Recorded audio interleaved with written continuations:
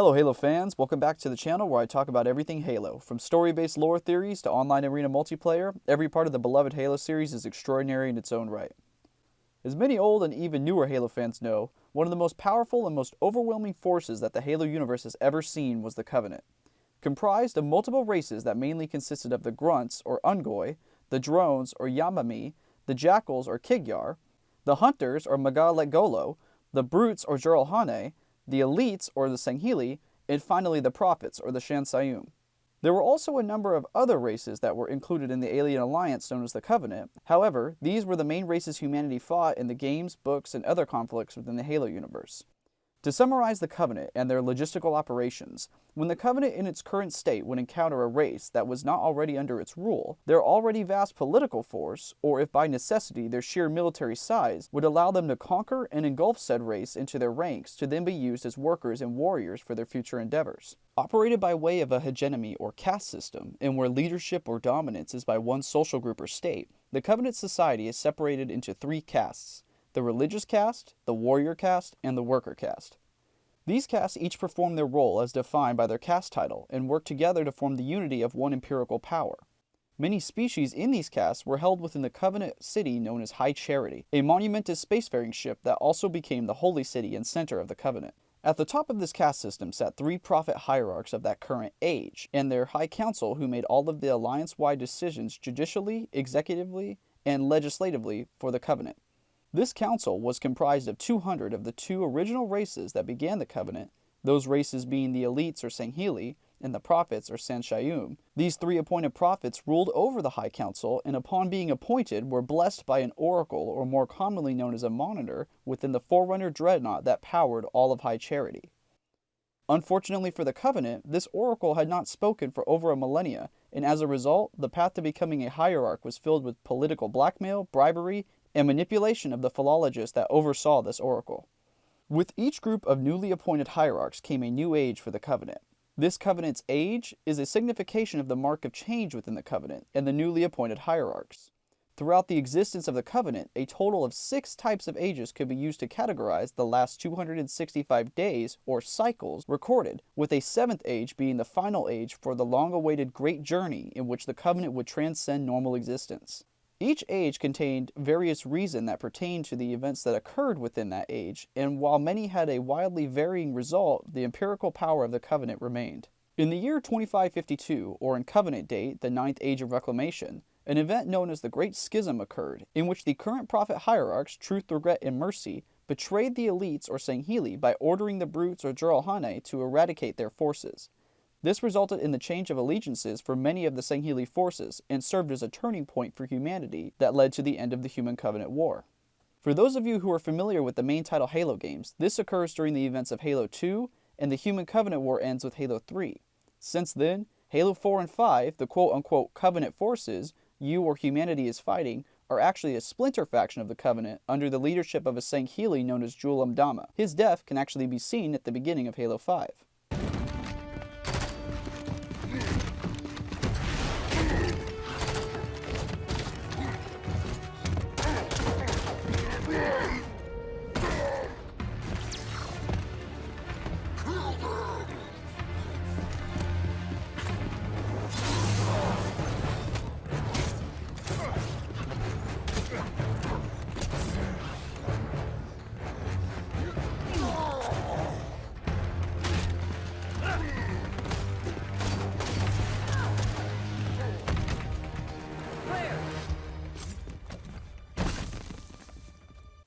I myself, as well as many other Halo fans, would like to see a return of the original art style of the Covenant, and with this I would like to speculate the possible return of a Covenant-like force re-emerging in Halo Infinite. For that, I would like to start by looking at the events of Halo Wars 2 and the events leading up to it.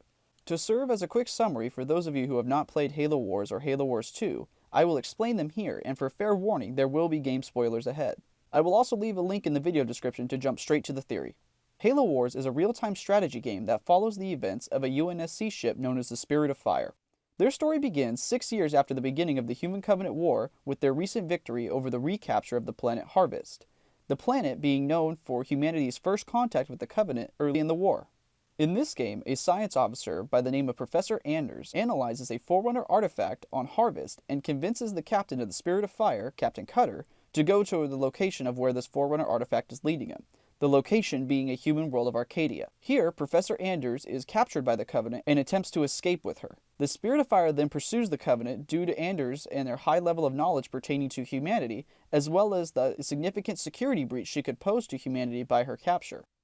As a result, the Spirit of Fire eventually ends up at an unknown Forerunner planet and discovers the race-exterminating threat that the technology dormant there could pose to humanity. At the end of this game, the technology is activated by the Covenant and Anders escapes, leaving no other option but for the Spirit of Fire to use its FTL, or faster-than-light slipspace drive, as a bomb to destroy the technology on the planet before it leaves. A brave soldier by the name of Sergeant Forrest stays to activate the bomb manually, and the Spirit of Fire narrowly escapes the destruction of the planet with no means home. The crew then enters a cryogenic sleep and waits to be discovered. As we move towards the events of Halo Wars 2, a new antagonist by the name of Atriox is introduced, who in essence is a cunning or intellectually based brute who shares the quality strengths of a normal brute. These strength qualities being near the same or more as a real-life silverback gorilla. In this game, it is revealed that Atriox defied the Covenant many years prior to the game and began a resistance force known as the Banished. This force, as I'll let Isabel, the AI seen in Halo Wars 2, describe in further detail, was untouchable by the Covenant. Covenant had two targets in those years. Humanity and Atriox. They almost got us. But Atriox, they never came close. The whole damn Covenant couldn't contain him at the height of their power. That's what you're up against. Here is where I would like to base my theory, and where the new Covenant force of even greater power, now known as the Banished, oppose humanity and its allies. The Banished shown in the events of Halo Wars 2 are still very prevalent even by the end of the game, and due to the events that occur in Halo 5 with Cortana and her desired rule over the galaxy, I believe that Atriox will also oppose her rule. Furthermore, the design and look of the Banished, while not the exact same in color, is extremely similar to the Covenant seen in the original Halo trilogy, short of the added pieces to give them a more brute-built look to them. Taking a look at Banished forces, mostly the elites, another commonly mentioned issue that many Halo fans have expressed with the Halo series is the new look of the anatomy of elites in Halo 4 and partially Halo 5. The given explanation and reason for this change is said to be in the phenotypes or variation of the species within the elites. In these games, compared to the Halo trilogy, there is a much more hunched over posture that can be seen in the games like Halo 2 and Halo 3, and is classified as a different phenotype than those of Halo 4 and Halo 5, or even Halo Reach. However, as we can see in many of the Halo Wars 2 cutscenes, this original hunched over phenotype that is closer in line with the look of the elites in the original Halo trilogy or even Halo Reach is what is represented. Lastly, I want to look at the vehicles used throughout the game that have the same, as I stated before, brute build to them. These vehicles, while still different in color, have some added variation, but still resemble the Covenant's original look. This could probably be explained by lore due to the nature of Atriox's Banished and their capture of many of the old Covenant's resources for their own. So, wrapping this up and taking everything into account about Atriox's backstory and his new Covenant-like army known as the Banished, that is also now known to be even more powerful, at least in a concentrated sense, than the Covenant, his decision to reject Cortana's rule seems all but assured.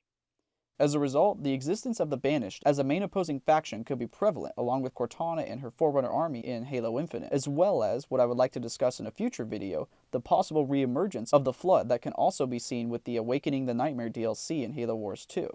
Bringing this theory to a close, assuming Atriox will reject the idea of existence under Cortana's rule, not only will Atriox's army look the part that the Old Covenant betrayed, but hopefully will operate in the same unstoppable, overwhelming, and vastly conquering demeanor that the Old Covenant displayed as well. Well, that's going to be it for this Halo Theory video. Please let me know what you guys think about this theory, or even your own theory about the return of the Old Covenant art style in Halo Infinite in the comment section below. Also, make sure to include any other topics you guys might want me to cover in a future video. If you enjoyed this video, please remember to like and subscribe for future content, and if you guys ever want to message me directly about anything Halo, feel free to message me on Instagram with the link in the description below. Also, be sure to check out my podcast every Wednesday where I cover more about my Halo theories, multiplayer, and guest personal opinion on everything Halo. Lastly, if anyone's interested, I do custom game nights every week from 9 p.m. to 12 p.m. Pacific Standard Time. If you would like to join, just make sure to subscribe here on YouTube and check my Instagram link in the description for the dates. Thank you for watching, and I'll see you theorists next time.